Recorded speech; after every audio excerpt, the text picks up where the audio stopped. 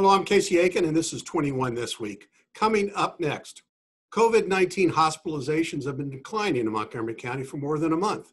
So why aren't schools reopening? Is Governor Larry Hogan dipping his toes in the presidential waters? And should the federal government let Portland burn? Our panel of insiders will give you the story behind the story. We're joined by the Secretary of the Maryland Republican Central Committee, Mark Uncapher, President of the Chevy Chase Women's Republican Club, Laurie Halverson, and Democratic Attorney Ron Little. Stay tuned for these stories and more on the next 21 This Week.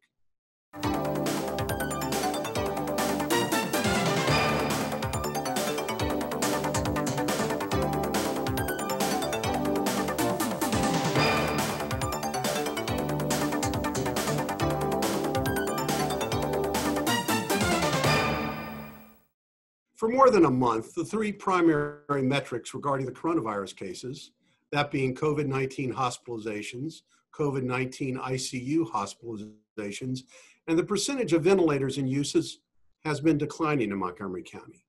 Yet this week, the county and 5 other Maryland counties petitioned Maryland Governor Larry Hogan to lock down the state again. Mark, before we discuss the recent decision by the school board to move away from in-person classes for the fall semester, what do you think about the 6 counties wanting to roll back the reopening? Well, I don't think the data really supports it. I mean, I think we've made a great deal of progress in Maryland, and I think we have a little bit more flexibility, more headroom to allow more opening. And I think the caution is too much caution, because largely we have succeeded in what we set out to do, which was to bend the curve to avoid the healthcare facilities from being overwhelmed. So, Ron, thus far, Governor Hogan has rebuffed all efforts to roll back the reopening. And we saw earlier when the first lockdown occurred that after 6 days of being in quarantine, that most Maryland residents were fed up and there were protests. Won't there be mostly peaceful riots in the street if Governor Hogan rolls back the reopening? Well, I don't know if there'll be peaceful protests. I think by and large that we're all starting to gain a greater concern for the public health impact on the community. I do understand people's desire to not be locked down, but the recent rise in spikes in cases, not just here in Maryland, but across the country, show that too much room to move without government oversight will leave people exposed in ways that they can't otherwise manage. And I think our otherwise useful metrics for measuring whether or not we're at risk aren't as accurate as they should be, because we do see cases where people can't get access to medical facilities so that they can be counted. And I think those things are now being taken into consideration as well. Well, but certainly the metrics, if you look on the Montgomery County COVID-19 dashboard, and you look at the primary metrics, particularly in the percentage of hospitalization and cases that are in the hospital and in the ICU, those numbers are way down. In fact, ICU usage is below 80%, and it has been below 80% for the past 33 days. So where is the fear of staying open? We hear stories from around the country, and I worry that we're influenced by news reports from other country or other states and other counties that are reflected in our government making bad decisions. I don't know if they're necessarily bad decisions. I think that the degree of caution being exercised is warranted. We're not at a place in this country where we can completely prohibit the movement of the people that could cause an increase in the number of cases here in Montgomery County. And with the number of older constituents that we have here, it is something that we need to take into consideration. I understand the effect that it's going to have on families and children, whether it's economic or mental, but I think the caution is warranted. We have to do a better job at making sure to secure the public health before anything else becomes a greater concern. Casey, you put your finger on, I think, the key metric, which is the hospitalization and the availability of resources. And to that, I would add sort of a recognition that over the last couple of months, we've learned more about who is at most risk from the disease. Age is a factor, but probably a much better or more telling indicator are those sort of chronic illnesses. Those are the people who've been most affected. Obviously, they're more likely to be older. So we're in a position that we perhaps weren't in March to do a much more tailored response to know who is at risk.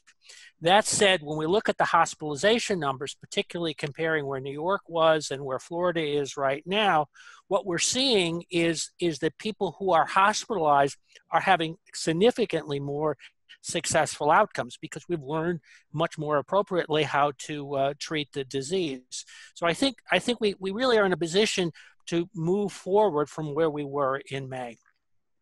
I mean, there's a counter argument to that, Mark, in that we see hotspots in the state like Ocean City, which has had a dramatic increase in cases. And there are fears that there's a need to shut down the indoor dining in Ocean City and roll back some of the loosening of restrictions in those areas. So should it be done by a case-by-case basis? I think in general, yes. I mean, I think we need to be more calibrated in the response. And we've already seen the fact that different geographies, different areas have been affected at different times, and the local governments or the state governments, as the case may be, can respond accordingly, and that's appropriately what's been being done. So where Florida responds to, that makes sense, and Maryland is not in that position. Okay, Ron, I'll get back to you in a second because I want to go to Laurie on this. Laurie, let's talk about what the school board is doing here in Montgomery County. Dr. Scott Atlas, a senior fellow of the Hoover Institute at Stanford University Medical Center, says there is zero science. I want to make sure you understand, zero science, no science to support closing schools amid a second wave of COVID-19. Yet that seems to be what's happening all across the country.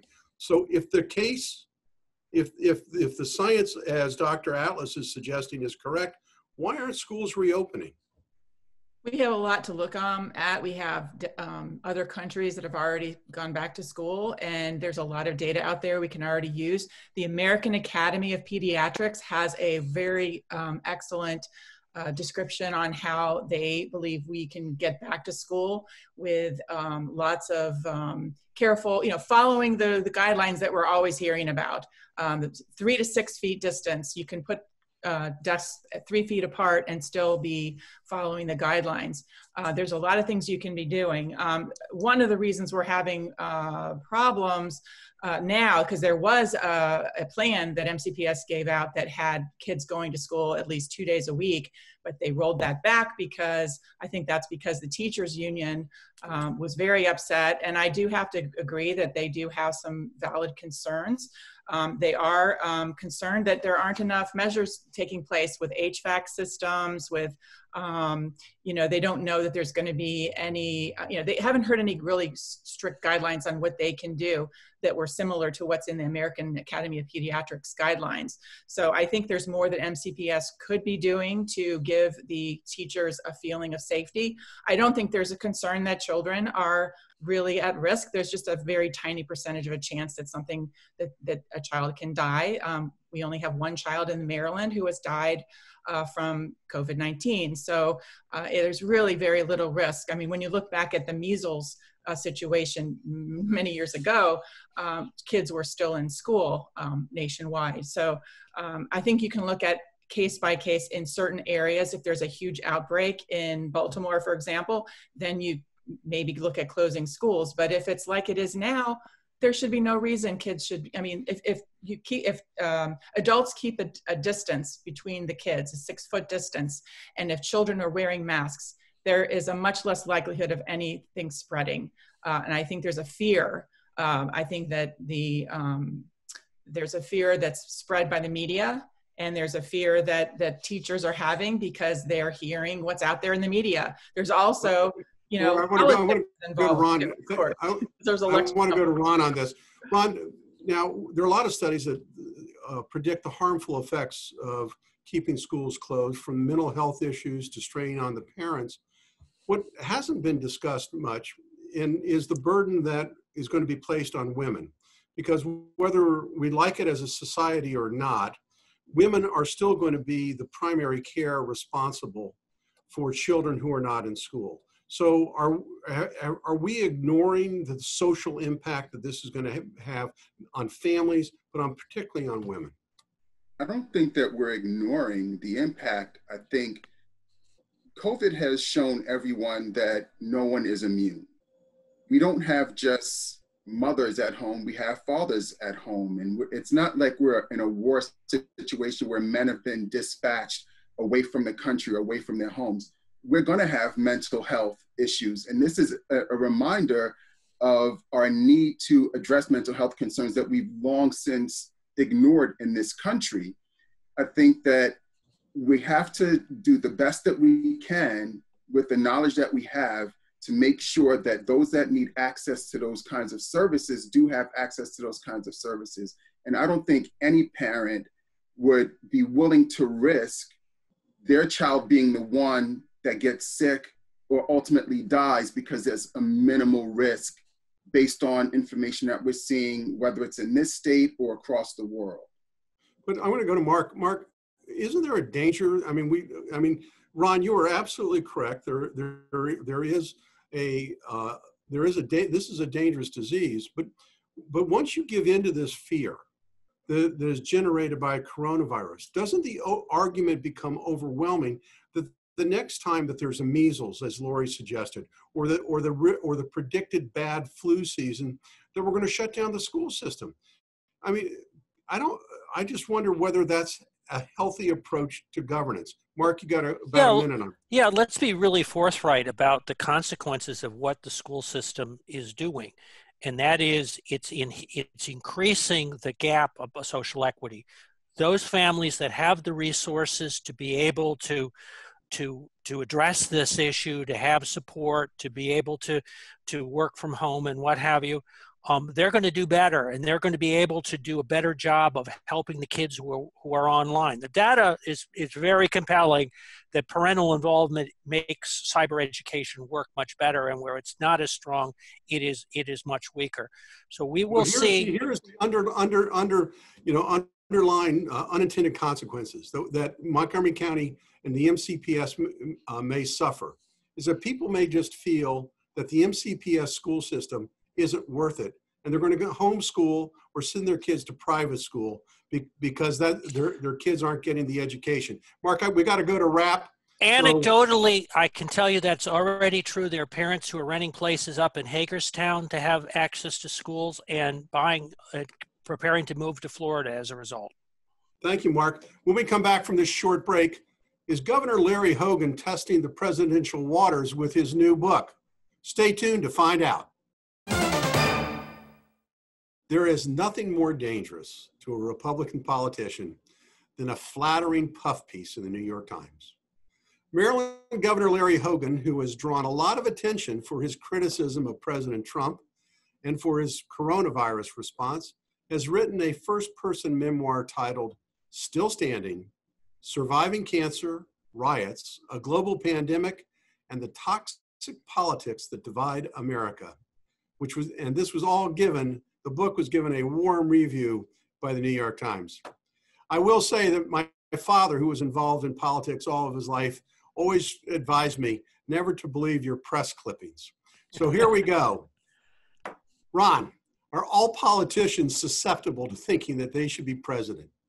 I think any politician is susceptible to becoming or thinking that they can become president if they have a platform and a warm enough response from the larger electorate. And I don't think Larry Hogan's any different. But before President Obama hit the scene, no one knew largely who he was until he had that opportunity in front of a national audience. And I think that this is Governor Hogan's time to shine if he chooses to do so. Whether or not it's the right move, I can't say, but I think he's no different than most politicians. Okay, well, that's a fair summation. But Laurie, there are those that think that Governor Hogan has committed a Dirty Harry Callahan moment. He's become a legend in his own mind. Just weeks ago, Republicans in Maryland were calling on Lockdown Larry to resign. They were so mad at how he was handling coronavirus. So what hope does he have of winning a Republican primary? You know, with his book coming out and all the things he's been saying on The View and all these other places that most conservatives don't watch, I feel like he's betting against a president of the United States who has fought through so many things in his 4 years, well, soon to be 4 years. He's a fierce fighter and he's a winner, and he's betting against a winner. When you look at Nikki Haley, her strategy is very different. She wrote a book that's a kind of tell-all book, but she did not choose to say anything negative about the president. I think in my mind, she's looking a lot more positive, and I would vote for her right now when I'm looking between her and Governor Hogan for president. So I just think that Governor Hogan is, I'm not sure what he's doing right now. Who is he appealing to? Is he trying to appeal to the Democrats and that's it? Because a lot of Republicans are not very happy with how he's talking on the media right now against President Trump. So it concerns me. Well, there's certainly a divide in the two political parties where you see that the enthusiasm and the activist wings are much further to the right in the Republican Party and to the left in the Democratic Party. And Governor Hogan seems to be left behind from the activist part of the party. Well, let me pick up on something Ron said. Now, look, successful candidates for president have to define a lane, a kind of path to victory that they had. Donald Trump, frankly, created a lane that a lot of Republicans didn't know existed before. It still remains to be seen where there's a lane within the Republican Party for Larry Hogan in the future, but maybe there's something there that, quite frankly, we don't see right now. I give Larry a 1 to 7 odds. Okay. Yeah. Better than what I'd give him. I'd give him slim and none. I'm sorry. I love Larry, but my gosh, I think he's shot himself in the foot in the party. Let's go on to our last topic, which is rather serious, and it's an important topic that the country is facing. This week, President Trump announced that he was ordering the Department of Homeland Security to send federal law enforcement personnel to riot-torn cities like Portland, Albuquerque, and he even mentioned sending them to Baltimore, although there doesn't seem to be much need there. Specifically after attacks on federal government buildings in those cities. Ron, as we've seen across the country for the past 50 days, there have been some violent riots in these cities. A lot of damage to public property, including federal buildings. There have been attacks on federal courthouses and the like. But there are those that say that rather than sending in federal troops and federal law enforcement, that you should just let it burn. What do you think? Well, you're right. There have been some pretty violent riots that have come out of these protests, but most of the protesting has been largely peaceful. I think we have small pockets of explosive activity, and I don't know if sending federal authorities in to supplant local police departments and their activities is going to help the situation, particularly if they're being sent on the behalf of President Trump, who is not well regarded. Most of those troops, and we will call them troops because I feel like we have had instances where the federal government has declared a pseudo war on those who are protesting. I think that creates a more tense moment than what we're dealing with now. But as an attorney, don't you see the symbolic importance of protecting the federal courthouses from destruction? Isn't that important that there has to be law and order in our society, and that this is a symbol of that law and order? Yes, I think it is important to protect those institutions, those buildings, those facilities. And I think if we can employ use of those agents to be peaceful barriers between those facilities and the protesters, then I think it'll work. But what we've seen thus far is an engagement at a level that we weren't anticipating, which has been met with a volatile response by those who are protesting. So I think if governors call in and request that assistance, it's viewed one way than it would be if it's being done on behalf of President Trump.